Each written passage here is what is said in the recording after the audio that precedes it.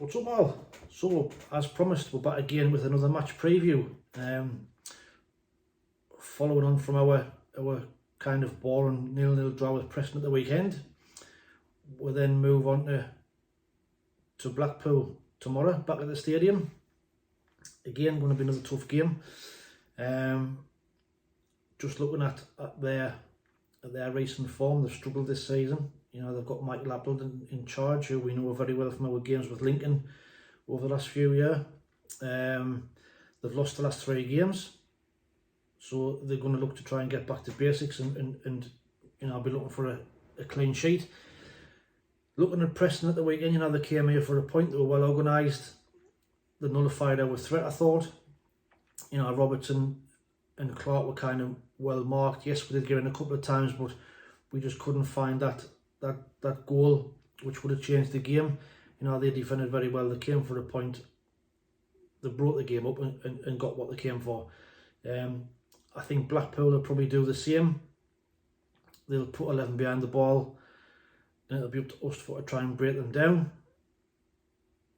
How we do that, I'm not too sure. You know, I think, like I said in the match preview for the Preston game, you've got to try and push and nick an early goal, which makes them, they've got to come out similar to what we did against Rotherham.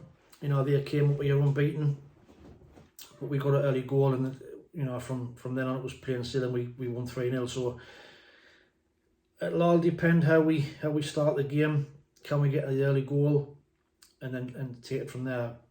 You know, can we play any different than the way we have been formation wise? I don't know. Do we make somebody a proper centre forward instead of playing with a false 9? Will Tony Mowbray make a few changes? Who knows? I mean, me personally, I'd like to see us bring some of the new lads in. This is the team that I would pick tomorrow. But, you know, will Tony Mowbray do the same? I would have Patterson in goal. I would have Gooch, O'Nien, Bat, Aji Alisi and Jack Clark. I would bring in Abdullah Bar for Dan Neil, who I've said I think he's been a bit off it in the last few games.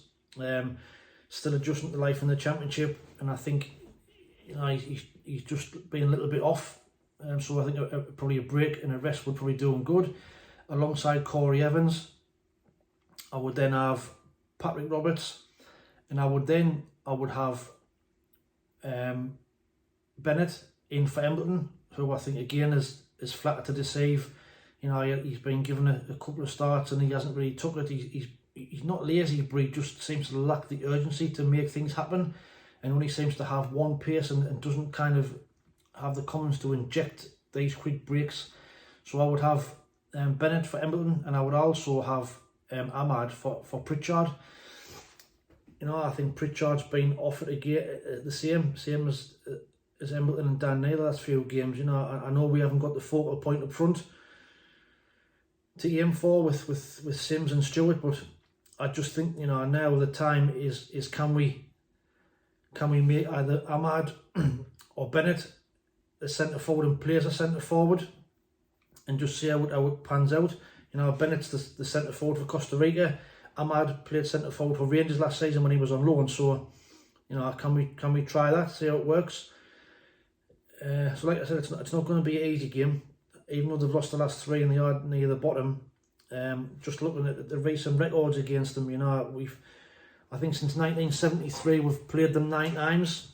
We've won 5, drew 3 and lost 2. However, the last time that we beat them at home was actually Boxing Day 1977. And a certain Gary Rowell scored 2 in a 2-1 win. So, you know, recent form, well, you know, form going back to 1977 isn't good against them. So it's not going to be as easy as people think. You know, I don't think we're going to roll over them.